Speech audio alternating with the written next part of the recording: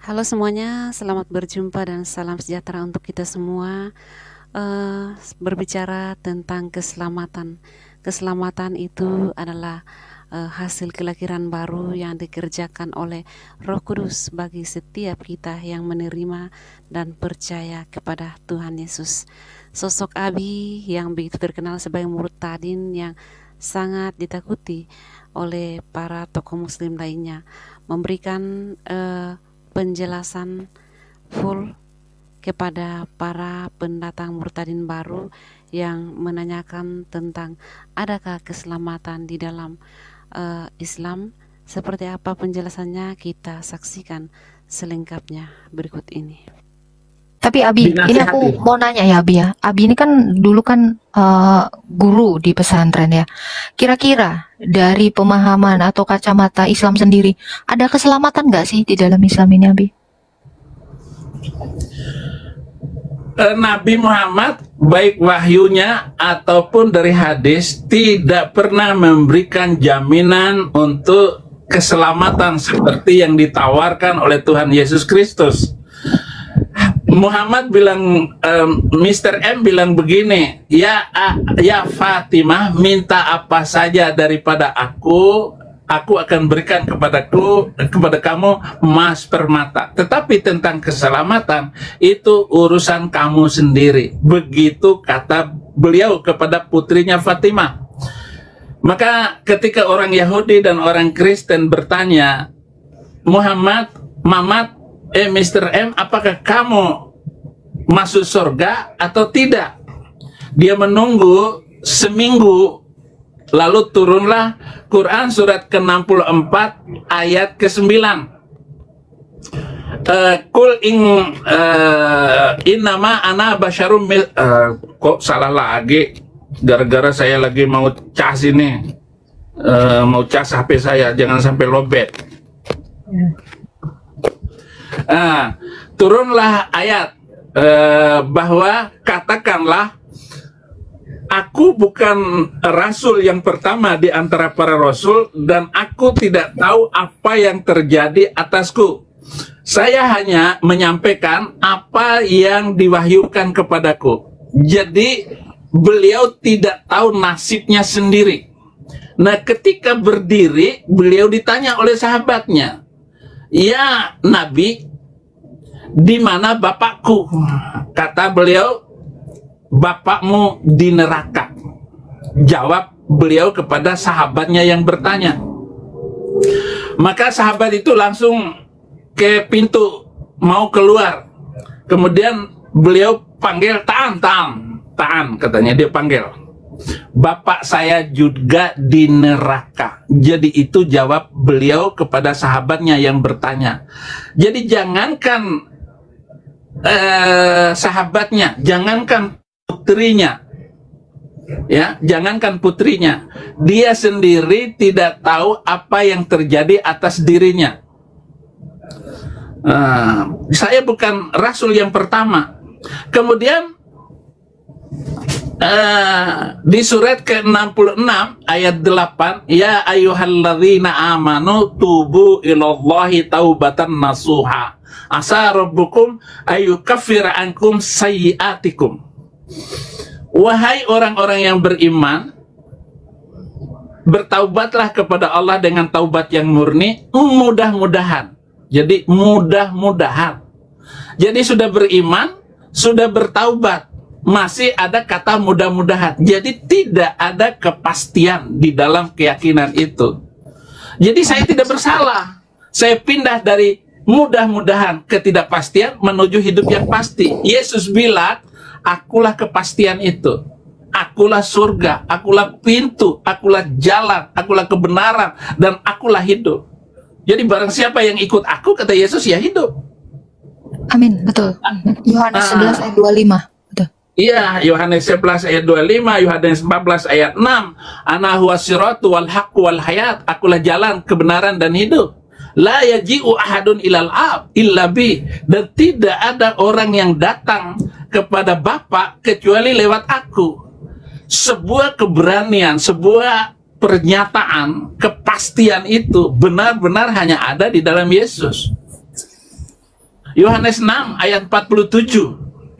Yohanes 6 ayat 47, wa qala yasu man amana ilayya fa alaihi hayatul abadiyah. Berkata Yesus, barang siapa yang percaya kepada aku, dia hidup kekal selama-lamanya. Ini pernyataan luar biasa Tuhan Yesus. Jadi kepastian. Sekarang di manakah alim, ulama, habib atau kiai mana yang bisa menjawab dan mengatakan bahwa masuk Islam itu pasti masuk surga?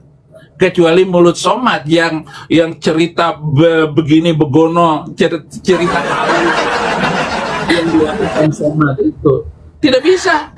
Oke. Abi, ini kan mantan guru ya di pesantren. Ini ya. Banyak sekali narasi di dalam kitab itu ya, kitab RT 6 ya Abi ya, dikatakan gini, katakanlah dia yang awal dan yang akhir. Nah, dia di situ gimana menurut Abi itu? Itu merujuk kepada siapa gitu? Ya, kalau itu kan merujuk kepada Allahnya mereka SWT gitu. Wal awal wal akhir wal zahir wal batin. Dialah yang awal, yang akhir, yang nampak Abi, dan ya. Yang zohir itu yang nampak, Abi. Yang nampak. Kemudian kalau ditanya, Allah nampak nggak bisa jawab. Ayatnya gimana tuh? Kontradiksi kah? Ya, kontradiksi dengan kenyataan, kontradiksi dengan pengajaran-pengajarannya, dan kontradiksi dengan cerita-cerita halu yang telah mereka siapkan itu. Seolah-olah Nabi itu pergi ke langit, kemudian bertemu dengan Allahnya, naik kuda bagal warna putih berwajah perempuan. Itu semua halusinasi dan tidak bisa dibuktikan. Astagfirullah. Abi, ini kan mantan ustadz juga ya, mantan ustadz pengajar juga di pesantren nih. Abi, apakah benar turunnya wahyu ini dari mimpi Abi yang di Al-Isra itu? Surah Al-Isra berapa ya? 40 atau ayat berapa itu saya lupa. Kalau turun wahyu itu saya Bukhari 3. Enggak, Al-Isra kami perjalankan itu loh. Ayat pertama.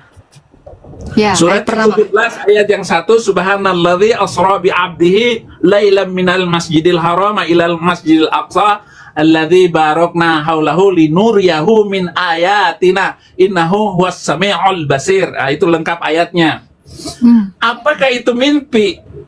Muslim tidak puas kalau hanya mengatakan mimpi. Yang Isra Mi'raj itu roh dengan tubuhnya. Selalu mereka mengatakan dengan tubuhnya. Dan itu pendapat jumhur ulama. Jadi seluruh ulama percaya itu adalah seluruh tubuhnya. Jiwa roh itu ikut naik ketika terbang bersama Jibril dari Masjidil Haram ke Masjidil Aqsa dengan kecepatan lebih daripada kecepatan kilat. Maka buruk, barak itu berarti buruk, yaitu kilat, menyambar gitu. Jadi begitu. Kalau ditulis 2000,17K itu penonton saya gitu atau apa itu? Bukan, itu koinnya Abi. Wih, kaya dong saya. Nah, terima kasih. Jadi enggak, Abi, ini yang saya tanyakan ini loh, Abi. Permulaan wahyu itu apakah benar itu dari mimpi gitu? Iya, halusinasi. Jadi nggak mungkin dia mimpi. Dan gini, dalam sejarah bangsa Arab itu belum pernah ada nabi dari Arab. Betul. Nah, kebetulan dia kawin dengan wanita Yahudi janda umur 40 tahun. Ya, kaya raya, dan dia ini tugas mengembalakan kambing. Nah, bagaimana supaya dia itu meningkatkan komunitas sosialnya? Cara satu-satunya dia mengangkat nabi. Yang mengangkatnya itu adalah istrinya.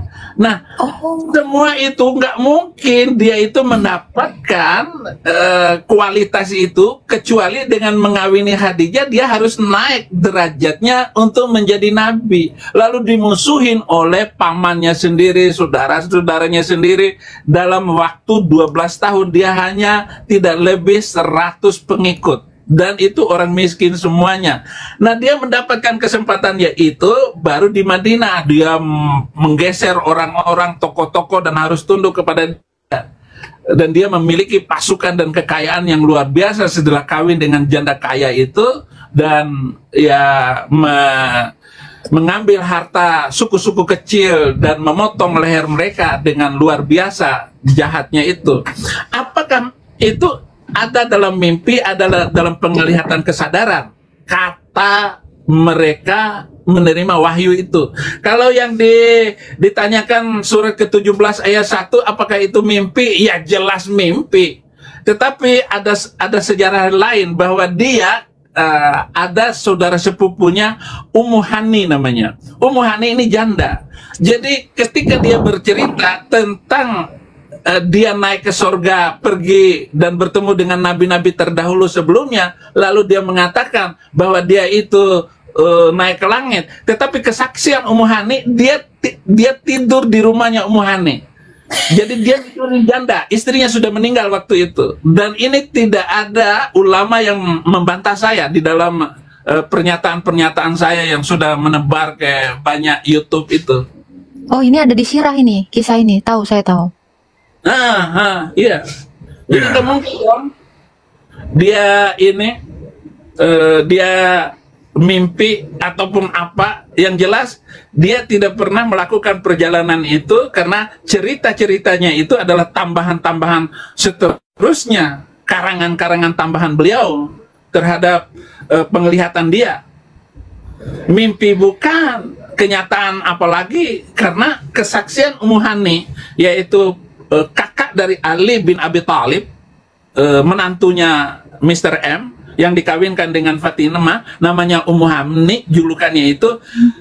Dia tidur dengan Ummu Hani di rumah itu. Astagfirullah. Itu kondisinya beliau itu ini ya, duda ya? Sudah meninggal istrinya, Khadijah itu. Itu tidak menimbulkan fitnah kah itu, Abi? Itu jadi fitnah sejarah itu. Oh, kalau di Arab ya tidur di rumah orang, apalagi nggak ada listrik zaman itu, ya sudah biasa itu. Abi, saya mau tanya, Abi. Oma Irama nyanyinya begini, janda muda, jandanya para remaja. Masya Allah, tabarakallah. Abi, saya mau tanya, Abi. Ya, saya buka ini mengenai Isa ya. Saya buka di Ali Imran 55. Karena umat Islam selalu mengatakan bahwa Isa tidak pernah mati. Tapi dikatakan ada kata mutawafika, dimatikan dulu baru diangkat.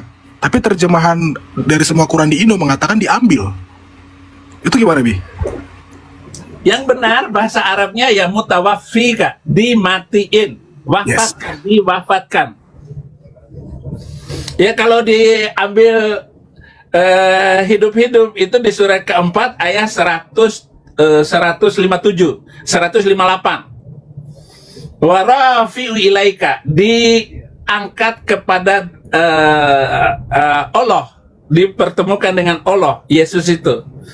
Di 157-nya ayat itu dikatakan karena kebencian atau pertentangan mereka, kebohongan-kebohongan mereka, maka mengatakan Isa Al-Masih itu disalib. Tidak disalib tapi diserupakan. Ayat 158 diangkat hidup-hidup. Kontradiksi gitu maksudnya, Abi? Kontradiksi antara satu. Dan kita pakai dua-duanya untuk penginjilan. Untuk membingungkan dia. Iya, dan yang terakhir saya baca di An-Nisa 159, bahkan di situ dikatakan tidak ada satupun dari ahli kitab yang tidak beriman menjelang kematiannya di situ. Iya. Berarti betul mati ya, Bu? Betul mati di satu sisi, karena Alkitab berkata cerita penyaliban Yesus ya mati. Harus begitu, harus mati.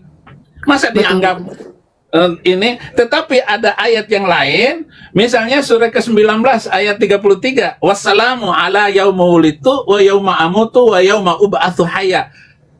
Di situ diterjemahkan kesejahteraan. Salah, mestinya keselamatan. Iya, keselamatan. Kan salam, wassalamu ala yauma wulitu wa yauma amutu wa yauma ub'atsu hayya. pada hari ketika aku hidup kembali. Hidup kembali. Salam sejahtera ketika aku lahir, ketika aku mati, ketika aku bangkit, hidup kembali. Jadi dibangkitkan, hidup kembali. Bisa juga kita tidak perlu mengkontradiksikan ayat ini berbicara tentang mati, ayat ini berbicara bangkit, hidup kembali. Nah, biar bingung. Jadi menginjil itu bingungin orang. Gitu. Oh, terjemahannya kayak berubah makna gitu ya? Ya berubah makna karena dia tahu bahwa orang Kristen itu mengatakan Yesus itu juru selamat, maka diganti dengan kata kesejahteraan. Iya. Jadi kebodohan departemen ini perlu diperbaiki. Dan ada tidak kurang dari 2.500 ayat yang salah terjemahan dari Al-Quran Indonesia Departemen Agama. Wah. Aku mau tanya. Saya sudah omongin semua, saya sudah tulis semua. Udah nambah sekarang Abi, udah nambah jadi 3.000 sekarang.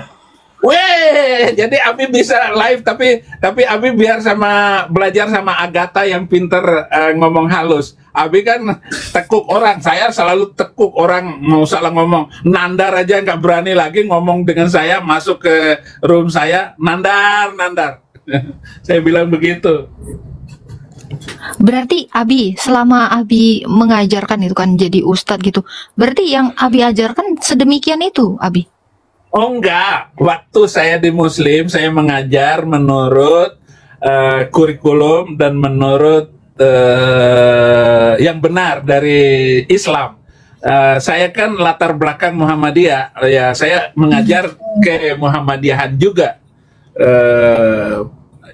Islam Muhammadiyah bukan NU. Kalau NU itu kan campur aduk budaya dengan Islam. Ya, saya tahu itu. Oh, jadi lebih murni Muhammadiyah ya, Abi gitu ya? Moderat. Ya, murni Muhammadiyah dalam ajaran pemahaman Islam. Jadi Muhammadiyah itu ada namanya majelis tarjih, yaitu majelis untuk mencari dalil-dalil yang kuat tentang ajaran Nabi. Tetapi dengan keluarnya saya dari Muhammadiyah, dari Islam, ya mereka harus mengakui kesalahan-kesalahan agama itu. Sebentar, ada yang ketuk ya. Tunggu sebentar, kamu ngomong aja dulu. Siap, Abi. Mantap ya, Abi. Iya. Ibrahim. Mungkin diketuk anggota API di Amerika. Jangan-jangan. Enggak, tapi percaya deh Agatha, ini bakal kayak kemarin Pak Pendeta Esra kan. Nah, ini mereka bakal minta naik nih buat minta pansos biar dapat konten. Aku mau tanya ke Abi dong, Abi. Assalamualaikum. Iya, Abi, aku mantan Muslim juga. Aku mantan Salafi, Abi. Oke. Iya, aku mau tanya, Abi. Kan ada klaim ya dalam Al-Quran itu Muhammad dinubuatkan dalam Alkitab kan, dalam Taurat dan Injil. Bahkan disebutkan ya'rifunahu kama ya'rifuna abnahum. Mereka mengenal Muhammad seperti mereka mengenal anak-anak mereka sendiri. Gitu. Nah, klaim itu datangnya dari mana sih, Abi? Dan kok ada kisah-kisah kayak Warokoh, kayak siapa? Buhairo gitu loh. Kok bisa ada gitu loh? Boleh dijelaskan nggak? Bahwa Muhammad ini sudah dinubuatkan di dalam Alkitab. Saya pernah debat dengan almarhum Insan Mukoginta, Kainama, dengan ada lagi ustadz dari Batak itu. Saya bilang, pernyataan saya, kalau ada sepotong ayat yang mengatakan bahwa ada nubuatan di dalam Alkitab tentang Muhammad, saya masuk Islam sekarang juga. Itu yang hadir itu 350 peserta. Yang Kristen hanya 10 orang. Jadi saya berani menantang mereka waktu itu. Itu setelah Sarina dibom. Sebelum Sarina dibom. Dan pengebom Sarina itu satu penjara dengan saya. Saya berantem terus. Jadi klaim bahwa orang Yahudi dan orang Kristen ya'rifunahu kama ya'rifuna abana'ahum itu adalah klaim kosong. Saya sudah meneliti tentang Alkitab, tentang kata-kata ini. Benar nggak di dalam Alkitab itu ada? nama Nabi Muhammad. Nggak ada satupun, bohong besar. Lalu ulama-ulama dari zaman ke zaman berusaha untuk mencari, mengais-ngais ayat Alkitab Perjanjian Lama dan Perjanjian Baru, bahwa di sana ada ayat yang mengatakan, menubuatkan, meramalkan kedatangan Mr. M. Nggak ada satu ayat pun. Lalu ada lagi di dalam kitab Kidung Agung ada nama Muhammadam. Muhammadam itu Mahmadam atau apa katanya, Mahmadim. itu ramalan. Nggak ada ramalan. Kalau ada, ya nggak mungkin saya masuk ikut agama Kristen. Betul, betul. Saya sudah menulis juga buku itu, dan ketika saya pleidoy pembelaan diri saya di pengadilan, saya nggak bela diri, saya ceritakan semua kejahatan agama itu, dan orang-orang Kristen, gereja-gereja yang dibakar oleh mereka, yang membuat akhirnya saya harus taat dan harus membela keyakinan itu. Sebenarnya saya belum belajar Kristen baik-baik sebelum saya bertobat. Saya nggak melakukan penelitian itu hanya karena kerusuhan Mei 98, peledakan Bali, kedutaan Australia, Amerika dimusuhin. Nah, itu sudah membuat saya bertobat masuk Kristen dan hanya membela orang Kristen. Saya belum tahu ajaran Kristen. Begitu saya belajar Kristen, ini dia kebenaran itu. Oh, ini dia. Kenapa orang Kristen, kenapa pendeta nggak berani berbicara tentang kebenaran ini? Yang membuat Indonesia itu hanya 9 wali loh, 9 wali. Lah pendeta di Indonesia ini ribuan. Kenapa jadi pengecut? Saya bilang gitu. Saya bilang, saya Tuhan yang akan membongkar ini semua. Berikan saya kesempatan untuk hidup Tuhan. Ya puji Tuhan, alhamdulillah. Sampai sekarang mereka memusuhi saya, tetap hidup. Luar biasa dia Tuhan Yesus ya. Alhamdulillah. Apalagi kecanggihan teknologi ini. Jadi pertanyaannya bahwa apakah ayat-ayat itu apa tadi? Ada ramalannya? Enggak ada ramalannya. Lalu dia membuat ramalannya seperti ini. Surat ke-61, surat Al-Fat ayat 6.